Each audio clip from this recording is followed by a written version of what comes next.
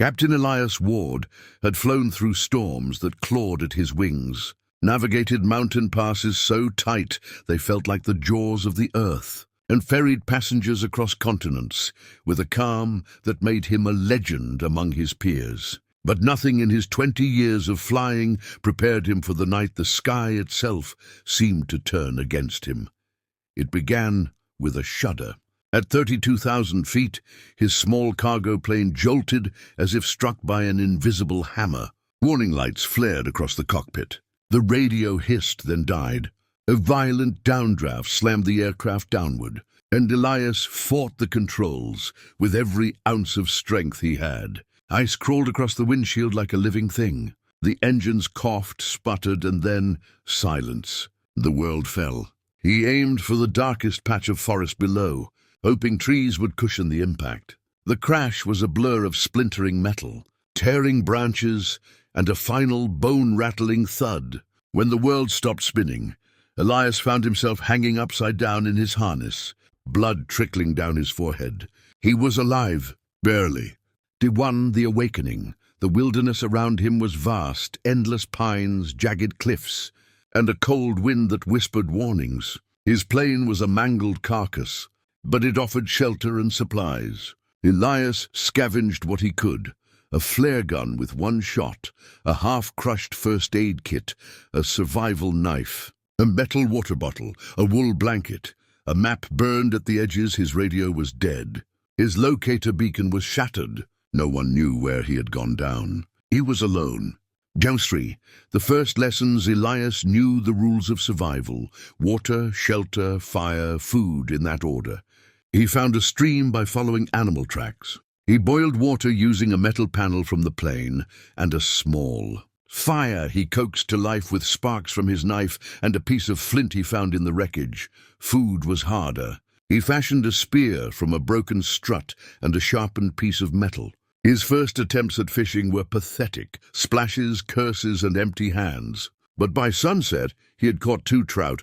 He cooked them over the fire, the smell drifting into the cold night air like a promise. Still, he knew staying put meant death. The mountains were too remote.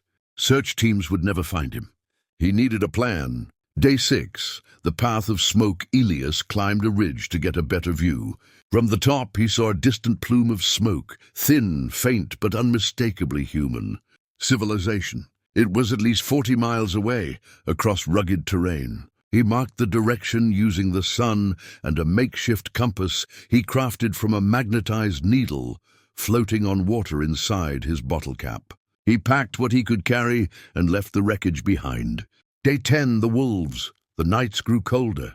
Elias built lean-tos from branches and pine boughs, insulating them with moss. He learned to set simple snares using wire from the plane. He rationed food carefully. But on the 10th night he heard them: wolves. Their howls echoed through the trees, closer each time. Elias kept his fire burning bright, feeding it constantly.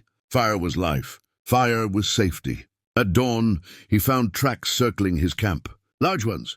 He moved faster after that. Basin 14, the River of Trials. A wide river blocked his path. The current was fierce, churning with icy water that could kill in minutes. Elias needed a way across. He built a raft using fallen logs, vines, and strips of fabric torn from the plane's insulation. It was crude, barely holding together, but it floated.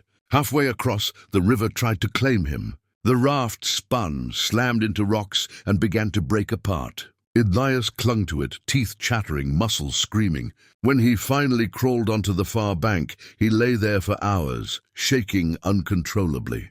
But he was alive. Day 18, the signal. The smoke plume was closer now. Elias climbed another ridge and saw it clearly, rising from a small settlement nestled in a valley. He fired his last flare. It arced through the sky, a streak of red against the fading light. For a moment, nothing happened. Then a distant shout. Figures running. A vehicle starting. Elias collapsed, relief washing over him like warm rain. Epilogue. The return. When he woke, he was in a small clinic, wrapped in blankets, surrounded by people speaking a language he didn't recognize. But their smiles told him everything he needed to know. He was safe. Later, rescue teams arrived and flew him home. Reporters called him a hero. Pilots called him a miracle.